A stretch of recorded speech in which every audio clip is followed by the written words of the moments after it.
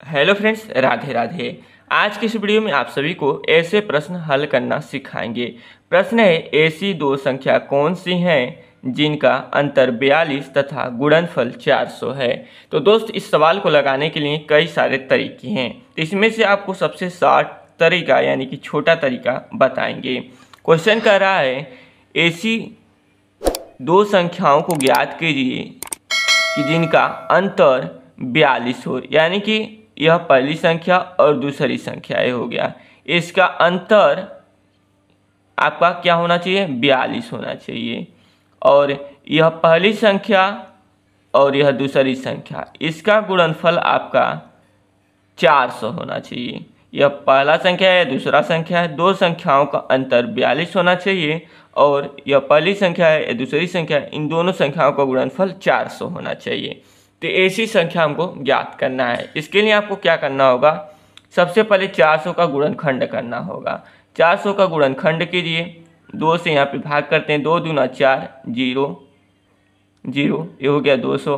फिर 2 लेंगे, इसमें भाग करेंगे, 2 एकम 2, 0 0। फिर 2 लेंगे, 2 पचे 10, 0। फिर 2 लेंगे, 2 दूना 4, बचेगा 1, ये हो गया 10, 2 पचे 10। फिर से 5 लेंगे, 5 पचे 25। फिर से यहाँ पे हम 5 लेंगे, 5 एकम 5। तो दोस्त, अब देखिए, इस पहले 2 को हम लोग लेते हैं, यहाँ पे लिखेंगे 2, कामा लगाएंगे। अब बची हुई संख्या का गुणा कर लेंगे। 2 से लगाए 5 तक इन सभी संख्याओं का गुणा करेंगे तो आएगा 200। 2 और 200 दो संख्या है, 200 में से 2 घटाएंगे तो आपका 42 नहीं आएगा। और गुणा करेंगे तो आपका 400 होगा। 42 नहीं आएगा पर 400 होगा। तो दोनों कथन सत्य होना चाहिए। तो यह पहला कैंसिल कर दीजिए। फिर इस 2 को ले जाइए, तो 2 का गुणा 2 में कीजिए तो हो गया 2 दूना 4, कामा लगाइए।